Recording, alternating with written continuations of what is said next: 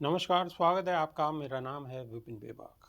लोकसभा में विपक्ष के नेता और कांग्रेस के सांसद राहुल गांधी ने मोहन भागवत के संविधान पर दिए गए बयान पर तीखा हमला बोला है।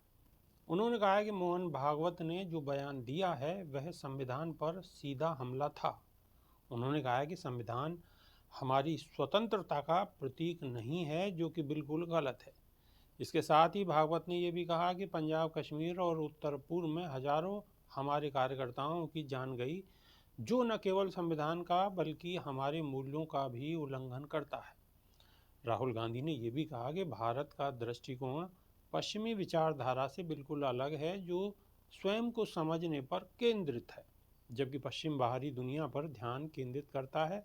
राहुल गांधी ने मोहन भागवत के बयान को देशद्रोह करार दिया। उन्होंने कहा कि मोहन भागवत के पास ये हिम्मत है कि वे हर 2-3 दिन में ये बातें बताएं कि वह स्वतंत्रता संग्राम और संविधान के बारे में क्या सोचते हैं। उनका कहना है कि संविधान और स्वतंत्रता संग्राम अवैध थे। ये एक बहुत बड़ा अपराध है। ऐसा कहना हमारे देश की स्वतंत्रता और हर भारतीय का अपमान है।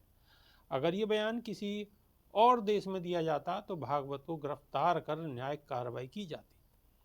उन्होंने आगे कहा कि ये समय है कि हम इस तरह की बकवास को रोकें, जो कुछ लोग बिना सोचे समझे सार्वजनिक रूप से बोलते हैं। राहुल गांधी ने यह भी कहा कि कांग्रेस पार्टी हमेशा संविधान और इसके मूल्यों के लिए खड़ी रहती है।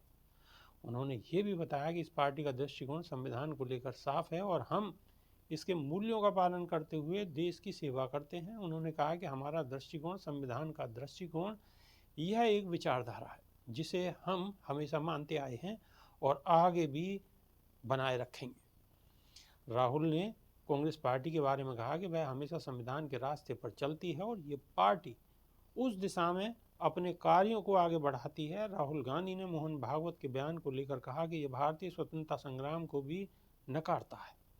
उन्होंने कहा कि ऐसा बयान देने से भागवत देश के इतिहास और उसकी धरोहर का अपमान कर रहे हैं।